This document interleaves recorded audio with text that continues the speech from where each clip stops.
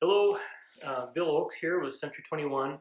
I just wanted to take a little minute and reach out to clients and friends around the area to kind of let you know what's going on in real estate. Been a lot of changes, and some of the changes is that we're dealing with this coronavirus pandemic, and how does that affect real estate is the question I'm getting a lot from my current clients and people that we're working through transactions with.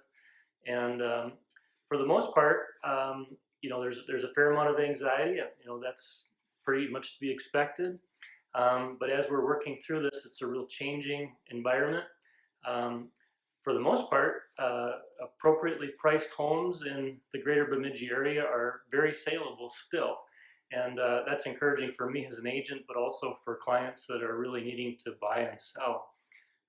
We're able to do a lot of things to mitigate risk. For example, we can do things like a private video tour of the home with you not present, with me walking through and telling you about the good and the bad of what is in a home or what might not meet your expectations and what really you might be excited about. Gives you a pretty realistic perspective of what the home is. Also, there's some things that the government's been putting in that not only allows me to drive around and tour a property or see a property as long as I'm maintaining that 6-foot distance and washing my hands and all the things that we all know too well about.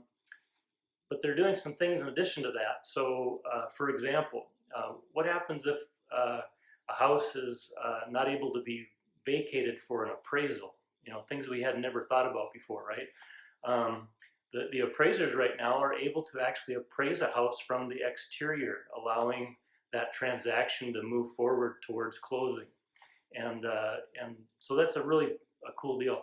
The other issue that I have been hearing about and concerned about is, well, what happens if somebody's laid off and they do just before the closing, the lender is going to do a verification of employment. And so now, as long as you were working 30 days ago, you can still purchase and move forward. Everybody's under the assumption that this is a temporary challenge. A third thing I wanted to tell you about is we do have an addendum and language that helps a transaction move forward. That once you're under contract and you're moving towards closing, what happens if something unforeseen happens related to this COVID-19? What do we do? And so we have an addendum and language that helps people think about, well, what happens if the moving company can't move you, or what happens if those kinds of things that are going on in people's minds. So something related to COVID-19 prevents you from moving forward with the transaction. We've got some language that allows for, an example would be like a 30-day extension to work these things out. And so we're doing those things proactively. We're still a little bit early for the market to really open up. We're still here in March. I think in a couple weeks to a month, we're going to get a lot better handle on how the market's going to interact with this. Generally, our market doesn't open up full on until middle of May, even June.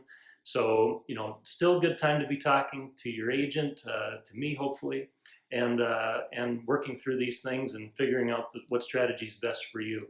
So hope you're well, and keep that safe distance, keep washing your hands, and do reasonable things to be a good neighbor. So take care. We'll catch you later. Thanks.